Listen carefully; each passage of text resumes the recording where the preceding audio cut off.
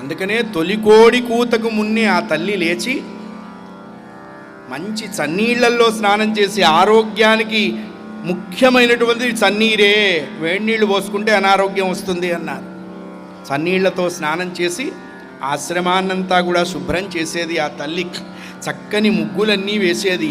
పరమేశ్వరుడు ఎప్పుడైనా కళ్ళు తెరిస్తే ఆయనకేమన్నా కావాల్సి వస్తుందేమోనని పరమేశ్వరుడికి కావలసినటువంటి వస్తువులన్నీ అత్యంత భక్తితో ఆ తల్లి ఏర్పాటు చేసేది.